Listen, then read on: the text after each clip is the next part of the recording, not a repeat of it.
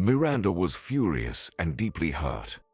Just 2 hours ago, she learned about her husband's mistress. This information was provided to her by a private detective she had hired a couple of weeks ago to keep an eye on her husband. I'll never forgive him for this. Husband, you'll lose everything after our divorce, Miranda said bitterly. She cried constantly. She couldn't understand how her husband, John, with whom they had been married for 10 years, albeit childless, could betray her. She remembered that over the past few months, her husband had been coming home from work exhausted and irritable all the time. Sometimes he wouldn't come home to spend the night, just sending a message saying he was busy and had a lot of work, or not responding to calls and messages at all. Miranda, why do you distract me from work when I have business problems? How do you expect me to provide for us if you don't give me any time to work properly? John tiredly replied to his wife's complaints. But you can't be constantly busy with work, Miranda protested. We haven't gone out together for a long time, and we hardly talk to anyone. Tell me, when was the last time you talked to me? Can't remember. Neither can I, because it hasn't happened in a long time. And when was the last time you were in bed with me? Don't remember that either. Why are you picking on me? John shouted. You don't run this company. I'm exhausted from working so hard. I want to come home and sit in silence. But is that possible? I can't even get home, and you're already starting to yell. I don't feel like coming home anymore.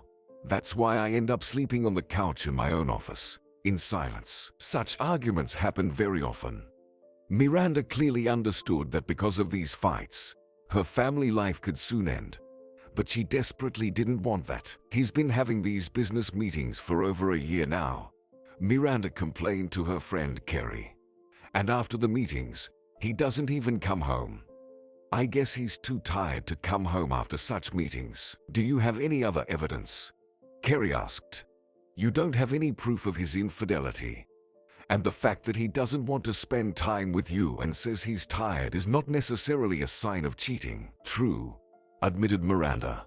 But what am I supposed to do then? Should I follow him myself? I wanted to check his phone, but I couldn't. Does he have a phone with a password? Kerry asked. Yes, John's phone can only be unlocked with his fingerprint. Miranda smirked. That's the level of trust between us.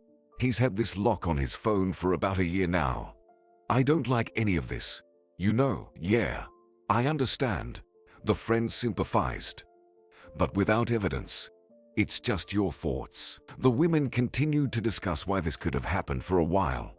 But both understood perfectly well that without evidence, nothing could be claimed. Miranda was at home watching another series when her phone rang. It was John, who hurriedly spoke. Miranda, don't wait up for me tonight. I'll be working late, so go to bed alone. He managed to say before hanging up before his wife could ask what happened this time. She struggled to contain her emotions. Looking at herself in the mirror and realizing how angry she was, she quickly changed and headed out to the yard where her car was parked. Miranda was a skilled driver, having learned before marriage.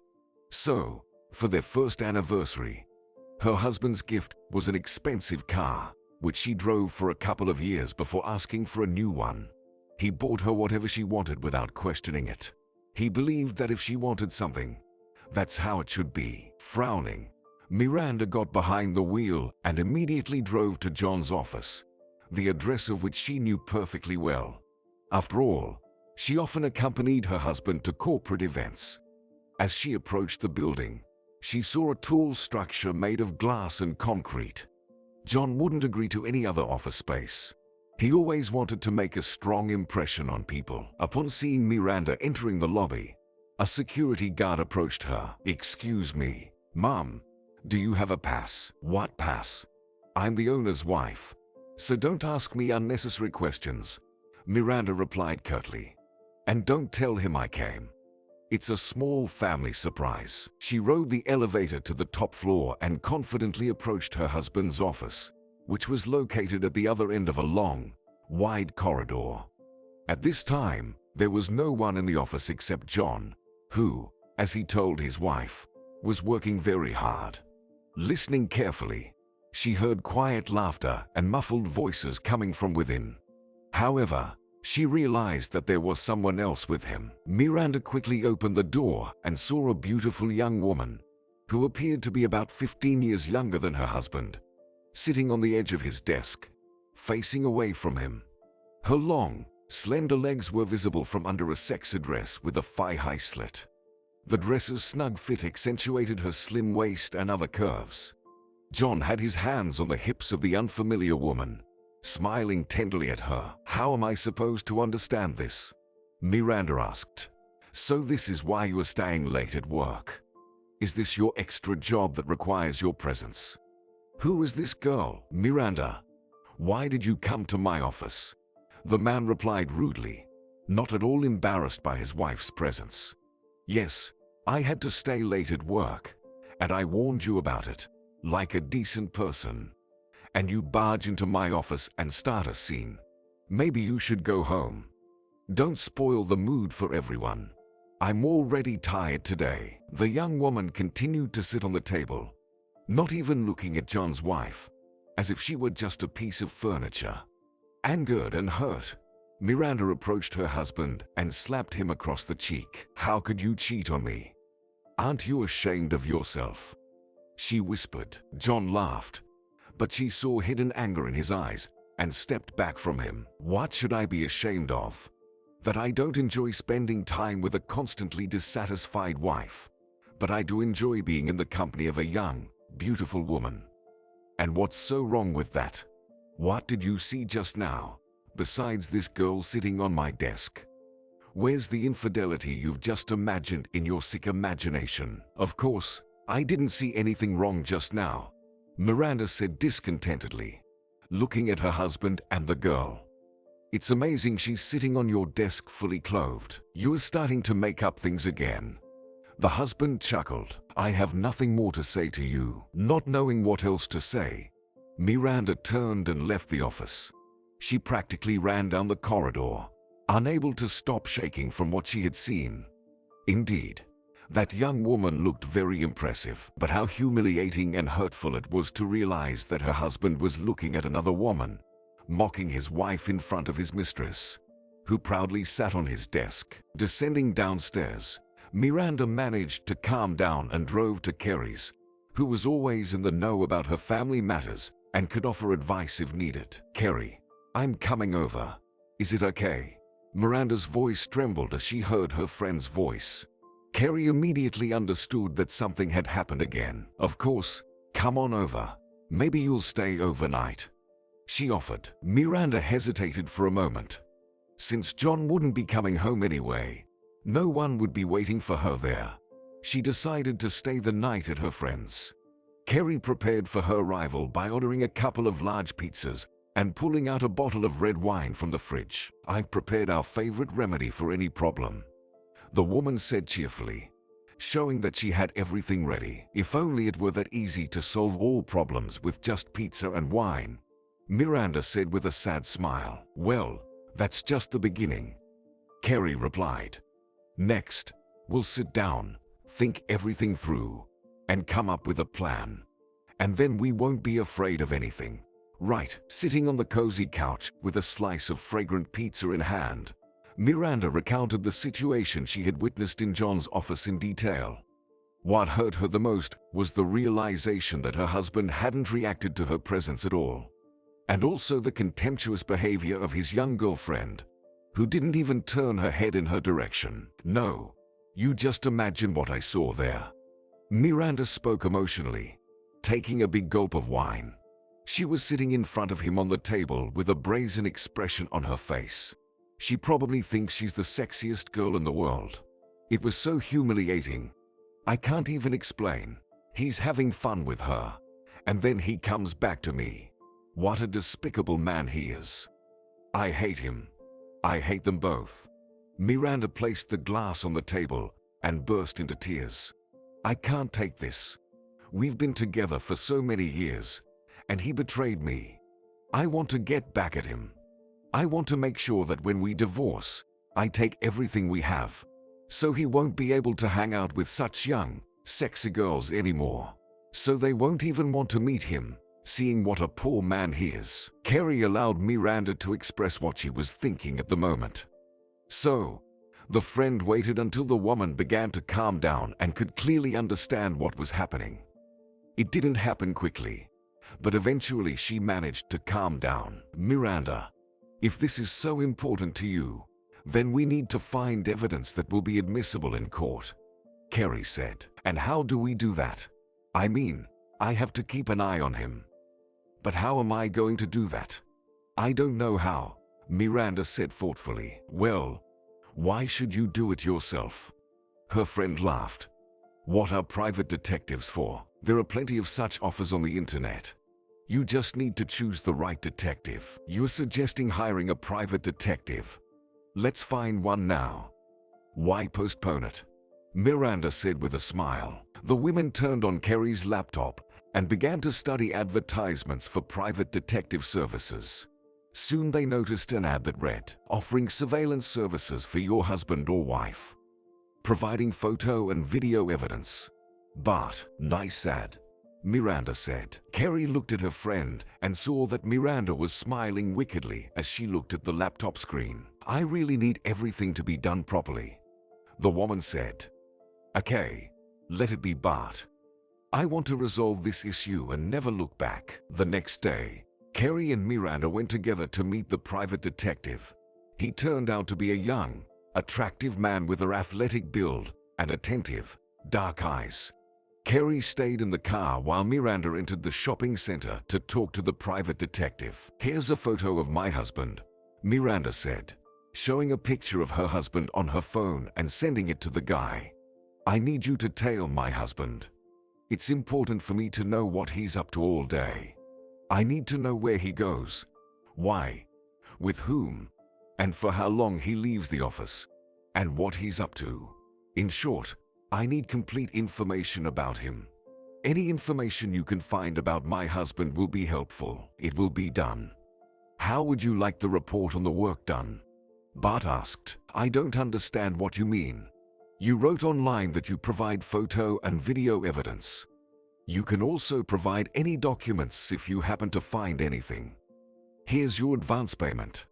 Let's see what you can find out about him, Miranda said, looking perplexed. All right. The private detective jotted something down in his notebook and smiled at the woman. Expect news from me, but not before a week. I might need even more time. Considering who your husband is, I'll wait as long as it takes, Miranda replied. But I need all the information, understand? This is very serious for me. The man promised to do everything without complaints. After bidding him farewell, Miranda returned to her friend and said, it seems like everything's almost set. I've given him the task to track my husband. Let's see what he can find. I hope he won't deceive us, Carrie replied. However, she doubted it. It seemed to her that her friend had made an irreversible mistake. John's birthday was in 2 weeks. Miranda worked hard to organize a celebratory event.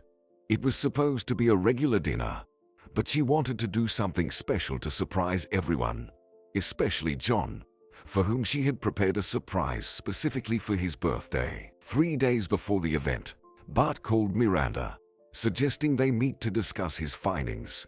Miranda was just finalizing the menu for the festive banquet, set to take place at the city's finest restaurant, so everything had to be perfect. She had compiled a long guest list, including not only friends, acquaintances, and relatives, but also colleagues and business partners of her husband, and even some of his high-ranking subordinates. The celebration was supposed to be attended by many people. Miranda, I'm ready to tell you what I found, began the detective. I've been following your husband for almost 2 weeks and found a lot of evidence of his infidelity. Currently, he's seeing a young woman named Liana. She's much younger than him and often dates wealthy men. But, as it turns out, your husband is perfectly fine with that. With bated breath, Miranda listened as the private detective recounted how her husband was paying rent for his mistress's apartment in a prestigious area near his office. How he bought her a car, went abroad with her several times when he told Miranda he was traveling to sign contracts with new partners. He even got her personalized memberships at an expensive gym. Not to mention that he fully funded her lavish lifestyle and various daily indulgences. Your husband is very good at hiding this, Bart continued. It took me a long time to figure out how to get closer to him. But all the evidence is collected. It's recorded on this flash drive, and there's also some material on my phone. Okay, replied Miranda after a short pause. Send me what you've found to my phone, and I'll figure out what to do next. Of course, I'll send everything to you. The private detective tucked the envelope with his payment into his pocket, and they said their goodbyes. With a desire for righteous retribution, Miranda headed home. Grand plans formed in her mind. How she would embarrass John with this young woman in front of all his friends, and how he would be left with nothing after the divorce, neither property nor business. Miranda had every reason to wish this for her husband. After all, before their wedding, she and John had signed an agreement that if either of them were caught cheating, he would lose practically everything. John would have to give Miranda a large portion of his assets, and she, in case of infidelity, would lose almost all of her paternal inheritance.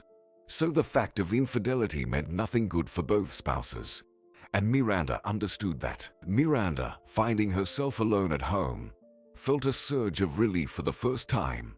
Now she had plenty of free time to create a video presentation for her unfaithful husband, which she would show to all the guests.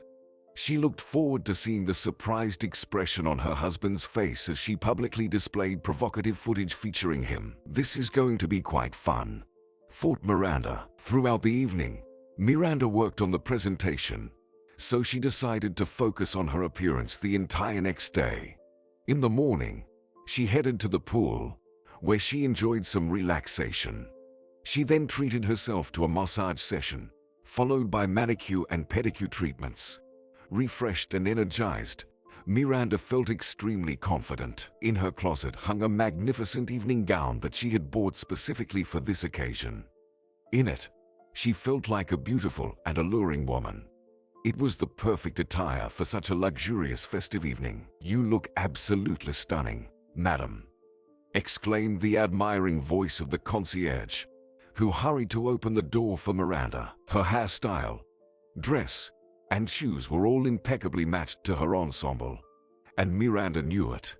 With a polite smile to the concierge, who couldn't take his eyes off her, she slowly entered the restaurant hall, where the formal event was beginning. She was confident that her presence would outshine all other women. However, the attention of those present was drawn to a young woman sitting next to John so casually, as if she were his lawful wife and had the right to be beside him in front of all the guests. Leona's graceful, long-legged figure looked stunning in a dress that left little to the imagination. John relished the attention of the people admiring his table-mate's beauty and nodded slowly when he saw his wife enter the room. What a despicable man, thought Miranda. The husband didn't hesitate to invite his mistress to the restaurant, where they were joined by their close circle. Miranda realized she didn't need to waste time meeting with the private detective who promised to provide evidence of her husband's infidelity. Miranda looked at the guests and smiled. She knew they would soon learn the truth. Soon, they would see in detail what John was up to with his young girlfriend, whom all the men in the restaurant were eyeing. Miranda glanced at her rival with indifference, but felt a surge of hatred toward her. It's okay. Soon everyone will know who this girl really is, and she'd better stay away from me, or her pretty face might get hurt, thought Miranda. The birthday celebration continued. The guests ate, drank, danced, and participated in various contests. Throughout it all, John didn't even glance in Miranda's direction, constantly staying close to Liana, admiring her charming figure. Feeling it was time for decisive action, Miranda got up from her seat, walked into a separate room, and inserted the flash drive into the projector. Yes, it was the same flash drive she had received from Bart before the event.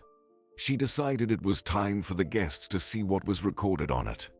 Taking the microphone with trembling hands and trying to sound casual, Miranda began her address. "Welcome, dear guests, to the celebratory evening dedicated to the birthday of my beloved husband, John. John, everyone gathered here has one goal: to congratulate you on this significant occasion. And on my part, I wanted to give you a small surprise. I've prepared a very interesting film that, I hope, our guests will enjoy. Especially you." The guests started applauding, and John removed Liana's hand from his shoulder and sent his wife an air kiss, to which she responded with a smile. Miranda watched her husband closely. She was sure he would struggle to contain his anger. But instead, John smiled joyfully and looked brazenly at her, as if laughing at her. Miranda couldn't understand what was happening, especially when she saw the other guests paying no attention to the video material. John approached his wife, embraced her, and kissed her in front of everyone. "Darling, that was an excellent video. Such a great surprise. I didn't expect this," he said. Miranda, startled, turned back and saw a slideshow of their old photos. They were depicted on vacation during their honeymoon, which was 10 years ago. There were also funny shots of John buried in the sand on the beach, and Miranda applying sunscreen to his face. And here they are both lounging by the pool. And here they are hugging near the Christmas tree. "What's going on?" Miranda said, confused. While Miranda tried to understand how the flash drive with evidence of her husband's infidelity had been replaced, John, still smiling, then roughly and painfully grabbed her hand and whispered, "Now quickly sit next to me, and don't say another word until the party is over." "Got it." The guests didn't understand. They continued to applaud and thank Miranda for showing such cute pictures from their family life. John was confident in his abilities and felt like an irresistible man. How could this happen? Miranda fought. Miranda was forbidden to leave John's side throughout the evening. She obediently uttered words of farewell and gratitude to the guests, then sat in the car next to her husband, and they silently drove home. She realized for the first time that she was afraid of him, truly afraid, and didn't know what to do in this situation. As soon as they entered the house, John's expression changed, and he slapped Miranda in the face, causing her to almost fall to the floor. Looking at the terrified woman's face with crazed eyes, John began to shout, "What kind of performance did you put on today? Did you think I'm such a stupid man and wouldn't find out? That I wouldn't suspect anything?" Miranda understood that her husband had found out about her plans and about him managing to switch the evidence. Somehow, he had learned about her plans first and turned everything to his advantage. But how could he do that? "Sit here," John sneered, pushing Miranda onto the wide leather sofa in the living room. She had her back hard, but she didn't cry. She understood that if she did, it would only anger him more. And what would happen next? That was hard to predict. Standing over Miranda, who had curled up on the couch, the man spoke slowly. "You probably don't know that I've been watching you for all 10 years of our married life. I even know your schedule down to the minute. Want me to tell you what? You've been constantly spying on me." The woman protested. Her reaction was very genuine. And John, smiling, continued, "What was I supposed to do? We have a prenuptial agreement, remember? I had to cover my bases. And it's a good thing I thought of it before you did. I've gathered so much material on you that I could say goodbye to you anytime, and you'd leave with nothing. Why didn't you do it sooner?" Miranda asked, her voice trembling. "You had all the opportunities for that." "I didn't do it out of respect for your late father," her husband replied mockingly. "And I felt sorry for you. You've never worked a day in your life and have no idea how to live independently. All you know how to do is go to beauty salons and nothing else. You're just a foolish woman who has lived off my money her whole life and never learned to be grateful to me. But your actions today have changed everything. And now I no longer have any kindness towards you." Approaching the safe hidden in the wall behind the painting, the man opened the safe door and pulled out a large paper bag and a stack of documents. Miranda watched his actions with fear, while John smiled. lost in his thoughts. It seemed to her that what was happening now was the most pleasant event in his life. Unexpectedly, the woman noticed several bundles of $100 bills on the table, tied with paper bands. Still smiling, John turned to Miranda and said, "As you can see, I wasn't lying. I have material that could ruin your reputation and that of your late father, though I must admit he was a good man. Consider this payment for all the good times we've had, and disappear from my life forever." "What is this?" Miranda asked fearfully as her husband brought the papers close to her face. "These are divorce papers. They state that you agree to the compensation I've just placed on the table, and you have no claims against me, neither moral nor material. Quickly sign the papers and leave this house. I'm tired, and I want to rest in peace and quiet." "No, I won't sign these papers," Miranda said, jumping off the couch and pushing her husband's hand away. "You won't make me do it." Her husband shrugged and clapped his hands. "You're so stubborn," he said with a sigh. "Miguel, explain to the lady what she needs to do. Just don't harm her unnecessarily." Miguel had been her husband's personal secretary and bodyguard for the past 5 years. Sometimes it seemed like they were inseparable.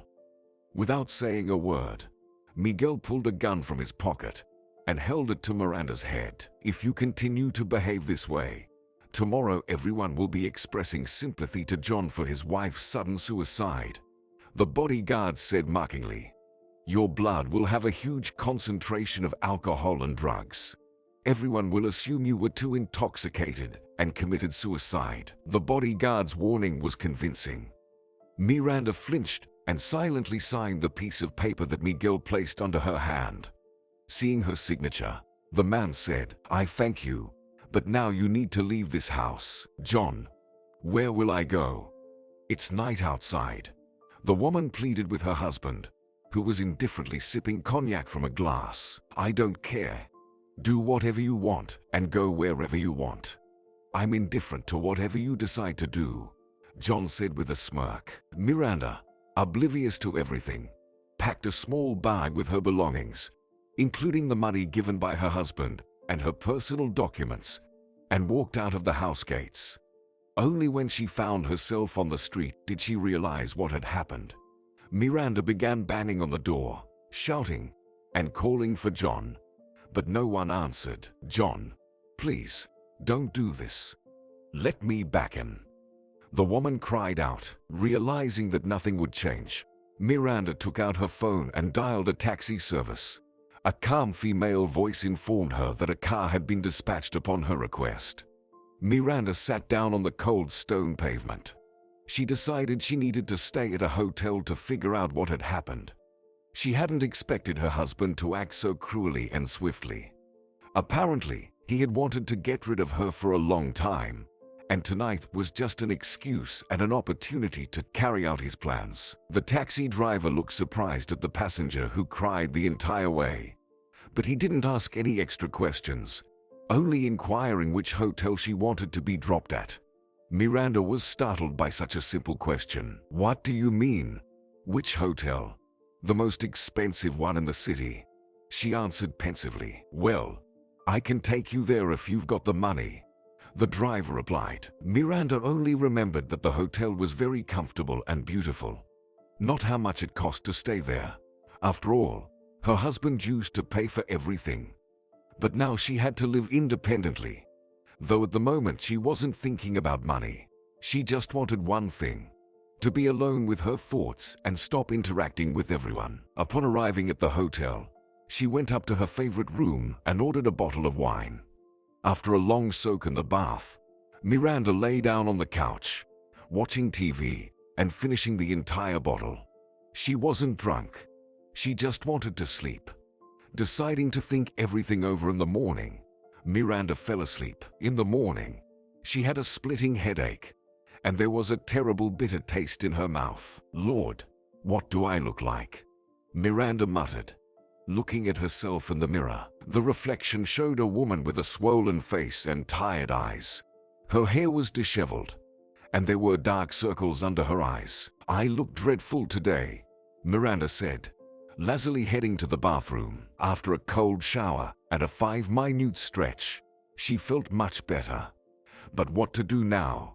She didn't like eating breakfast, preferring to have a cup of black coffee without sugar. What a despicable detective that was, Miranda exclaimed, remembering that a few hours before that evening, she had met with the private detective Bart. It was he who convinced her that he had found evidence of her husband's infidelity.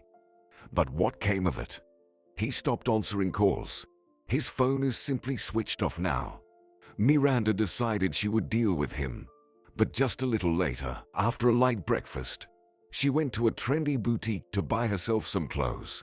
Just because she's now without a husband doesn't mean she has to look like a homeless woman. She noticed the strange looks from people around her and realized that her life was about to change drastically. Miranda called her friend Kerry and suggested they meet up. When the women sat down at the table, Kerry waved the waiter over and, smiling, said to her friend, "Am I correct in assuming that I'm sitting here with a free and well-off woman? Let's drink to you." "Before you is not quite a well-off woman, but a free one," Miranda said sadly. Her friend looked at her in surprise and asked, "What happened? Did I say something wrong?" "You said everything right. I'm a free woman now. I signed the divorce papers, and now all I have is what I'm wearing," Miranda replied, starting to cry. "He gave me some money, but what do I do next? And that private detective, he deceived me. You understand?" Kerry listened sympathetically to her friend's story. "And what now? I mean, what are you going to do?" she asked Miranda. "What else is there for me to do? I need to accept it and wait for a chance to get back at him. You understand? This vile man, for 10 years of marriage, was spying on me.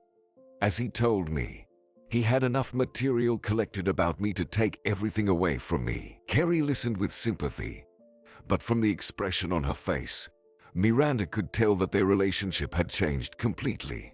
It seemed that there had never been any friendship between them. As Kerry got into the taxi, Miranda thought that things couldn't get any worse. Miranda had never denied herself anything. Like before the split with her husband, she dined in expensive restaurants, visited her favorite salons, and attended exhibitions. But one day she discovered that the money John had given her was almost gone, and she had to move out of the expensive apartment into more modest accommodation. What do I do next? Miranda wondered, looking at the thin stack of remaining money on the table. I need to find a job. But where will I work? She still remained a beautiful, slender, and well-groomed woman, but she had no work experience because she had never worked before. When she got married, she decided to always remain a beautiful woman and delight her husband. But now there was no need for that. John never talked to her about needing to work. With some disdain, he spoke about the men whose wives worked. Only then did nobody even think that the spoiled Miranda would need to find a job. After going through shops and small cafes, the woman managed to get a job as a waitress in a nice establishment. She impressed the cafe owner with her good knowledge of etiquette and manners, which prompted him to instruct her to undergo a week-long internship and then start working. It was very hard work for Miranda. By the evening, she couldn't feel her own legs and back due to exhaustion. She rested by lying on the hard bed, which was very different from her previous comfortable one. Miranda thought about how strange life circumstances can be sometimes. Even Kerry, whom she was ready to trust her life to, no longer wanted to communicate with her. Before, it was easy to have a good time with Miranda, but now, she was no longer interesting to socialize with. Gradually, all her friends stopped responding to Miranda's messages and calls. They knew that instead of a luxurious home, the woman was forced to live in a small rented room on the outskirts of the city. And now she had no money.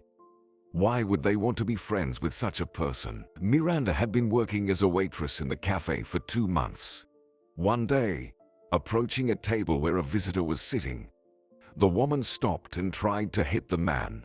He put up his hands in defense and tried to persuade Miranda not to do it. "Are you crazy, lady? Why are you doing this?" he asked. "You're still asking me?" "You vile man!" Miranda yelled, ready to hit him. It was Private Detective Bart. But when he recognized the woman, he turned to the cafe manager. "Sorry, everything's fine. I have no complaints about your waitress," he said. "It's all your fault." Miranda continued to shout, "Because of you, I lost everything. Do you understand? I have nothing now. Maybe you should sit down, and we can talk calmly," Bart suggested. He invited the woman to sit at his table, and Miranda sat down beside him. "You see, now I have nothing. My husband kicked me out of the house and divorced me. And now I work as a waitress in this cafe and wipe tables," Miranda said, lowering her head and crying even louder. "Nobody wants to talk to me now. All my friends and acquaintances stopped answering my calls, and now I'm nobody to anyone." "I understand you," the private detective said sympathetically. "I've had a similar story happen to me too." Bart recounted that before his meeting with Miranda, several people approached him. One of them was Miguel, who held a gun to him and demanded to hand over all the gathered evidence of John's infidelity. "They told me that if I said anything, they'd kill me. I hope you understand I had no choice. I decided to leave town for a while and just recently returned. I'm sorry. I didn't want to do this.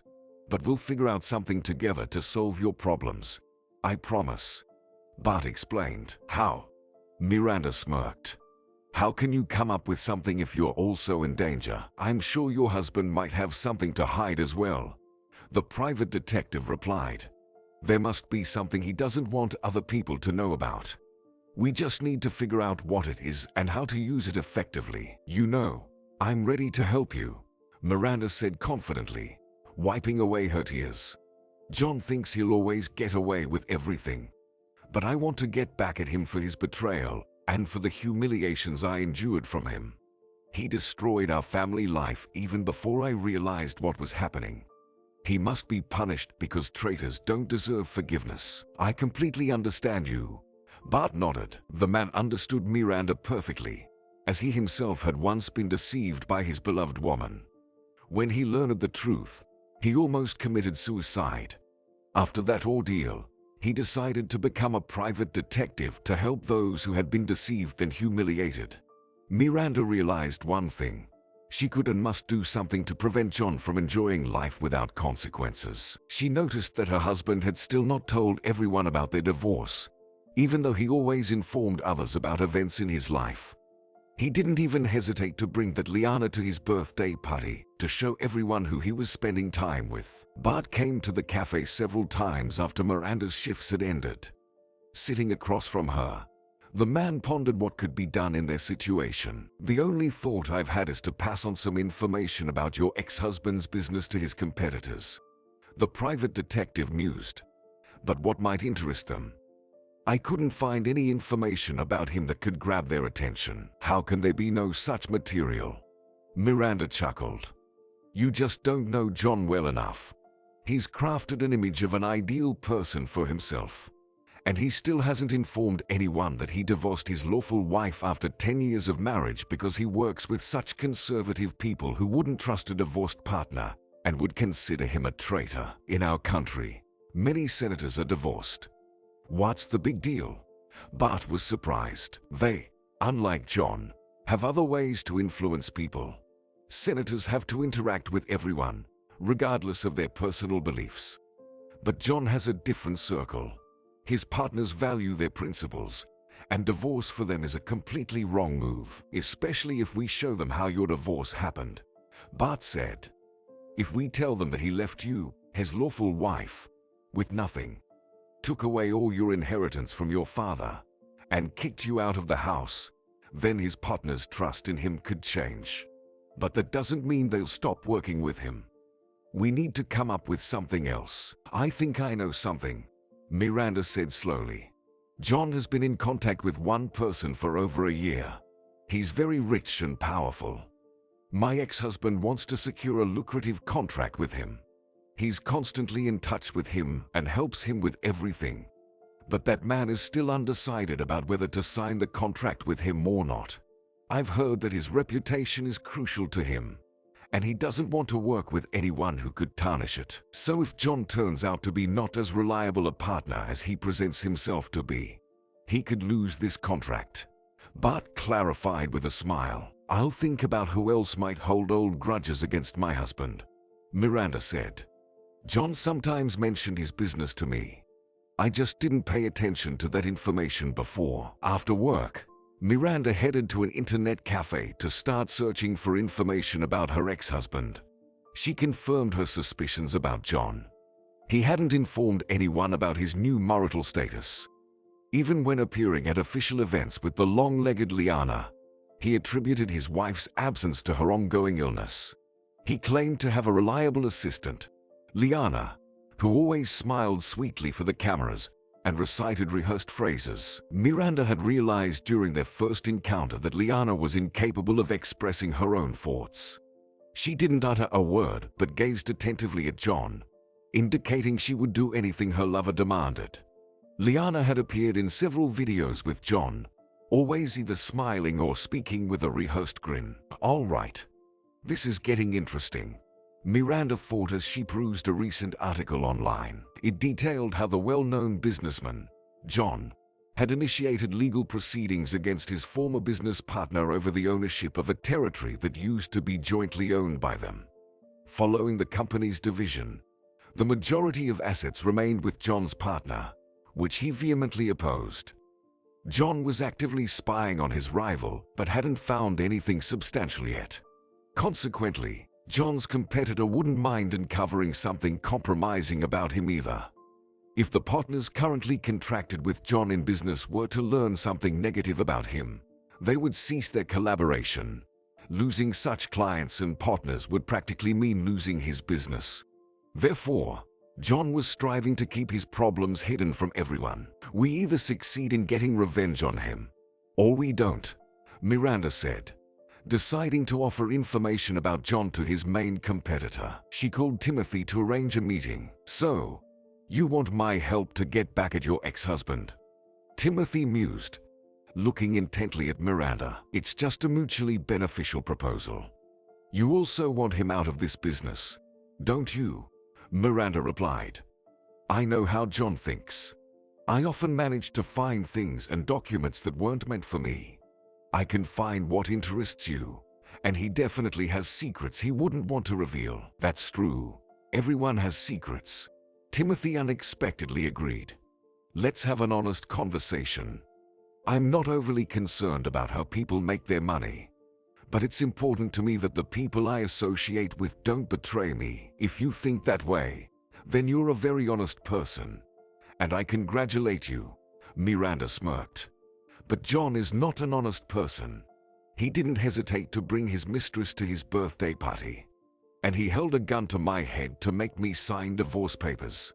So, if you were in my shoes, you wouldn't be thinking about fee play. And what can you offer me?" Timothy inquired. He contemplated the benefits he could gain from such an expected collaboration. "I can infiltrate my ex-husband's office and retrieve any information that may be useful to you. But I won't do it for nothing," the woman said quietly. "So, you're willing to commit such a serious crime?" Timothy asked, surprised. "Let's not use those terms," Miranda replied. Judging by his reaction, she knew she had managed to pique his interest with her offer. "What information do you need?" he asked. "If you're willing to do this, let's discuss," the man replied. "For instance, I need some crucial information regarding electronic equipment supplies. But John didn't provide me with any data back then. I had to pay for the latest equipment deliveries when I didn't have complete technical documentation. I have reason to believe he deliberately deceived me by not providing a full list of contractors. So, he stole part of my assets and is using them while I try to gather the documents to resolve this issue. And all of this is in his office," Miranda replied without hesitation. "Why are you so sure?" Timothy asked, astonished. "John never kept anything valuable at home. For him, the office is where he feels secure. It has an alarm system, not to mention the number of security staff," Miranda explained. "You're right. You know John much better than I do." Timothy looked at her with interest and fell silent. He knew what he wanted to gain from this arrangement. Although he had no written or verbal agreement with her regarding the size and nature of the reward if everything worked out. And if something went wrong, he wouldn't want to take responsibility for it. "And what do you want to get out of this?" Timothy asked. "I really want to rest. Okay, I'm off. It's time for me to prepare for our plan. Wish me luck," the woman said with a smile. "I'm glad I'm not married." Timothy muttered after she left. He had never wanted to marry, raising a son from one of his mistresses. She left him with the child and left, taking a large sum of money. Timothy was perfectly fine raising his son independently, and after the incident with Miranda, he realized he wasn't cut out for family life. The woman called Bart and suggested meeting him to discuss all the details of this plan. "You have to wait for me in the car so that I can leave the office and get straight into the car. And then you need to deliver this compromising material to one address. I'll let you know the address when I'm leaving the building." The private detective listened with interest to the woman and suggested some changes to her actions. All that was left was to wait for one more day when her husband's company would begin preparing for the company anniversary. Then the office would be very crowded, and all the employees would be busy with various tasks. That's exactly what happened. Near the office, she saw employees standing by the doors with boxes and folders in their hands, patiently waiting for the access system to activate. Miranda quickly walked over, grabbed a large box with colorful files, and confidently joined the young employees. None of them knew her, and that worked in her favor. Making her way to the end of the corridor on the top floor, she set the box aside and hurried into her husband's office. John was there, and he was very surprised to see his ex-wife in his office. "What are you doing here?" he asked. Miranda stood before him, holding a large latte, which John loved. "Calm down, John," she smirked. "The press is constantly talking about your company anniversary. I decided to congratulate you. Even though we're not together anymore, 10 years of marriage are not easily forgotten. Don't you agree? How's your charming Liana? Is she still with you, or has she moved on to someone else?" Her ex-husband's face clearly showed displeasure. "Don't talk about Liana. Understood? Tell me, why did you come here? Do you want some coffee?"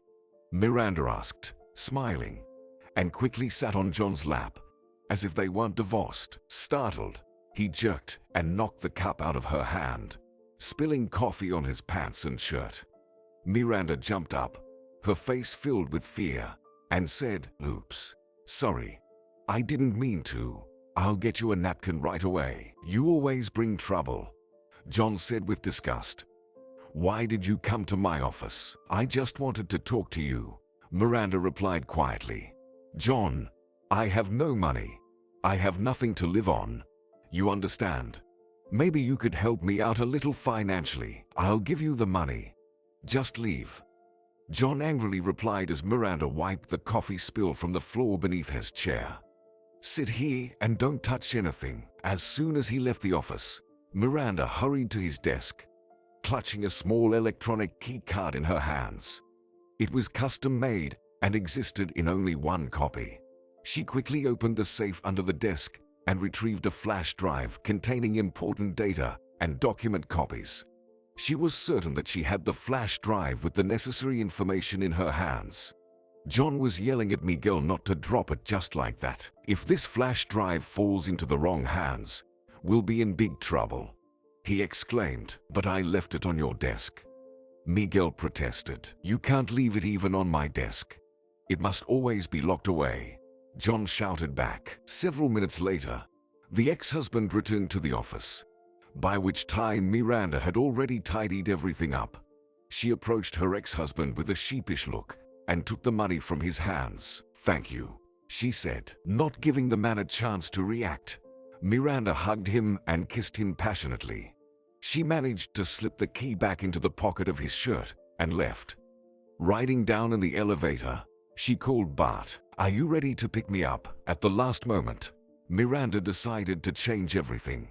She attached the flash drive to the inside of the sink in the women's restroom, just in case its disappearance was noticed immediately, and Miguel would start looking for it right away and might find something. As for Bart, there was no hope. He was afraid for his life. "Where's the flash drive?" Bart asked as they drove in the car. "It's in a secure place. You're better off not knowing, or else Miguel might come after you again." The woman replied. A few days after the company's anniversary, John decided to send another commercial proposal to potential partners. However, he didn't receive any responses to his messages. Soon, Timothy called him and said, "John, you'd better agree to give me the disputed assets. You know, the world situation is unstable right now, and you could lose everything, especially if you don't have the important documentation." "What are you trying to say?" John asked with a tense voice. He realized that Timothy must have evidence to make such a statement personally. Meanwhile, Miranda was already enjoying the warm sun at one of the resorts. She went there immediately after handing the flash drive to Timothy and two other competitors. They were pleased with the information received, so they immediately agreed to pay a large sum of money to the woman. Bart also moved to another city, leaving no information about his whereabouts. "John, are we going to the restaurant today?" Liana asked, turning to her. The man looked at her alienatedly and replied, "Liana, I'm not in the mood for dinner at a restaurant right now." The girl wrinkled her nose dissatisfiedly. She always did that when she didn't like something.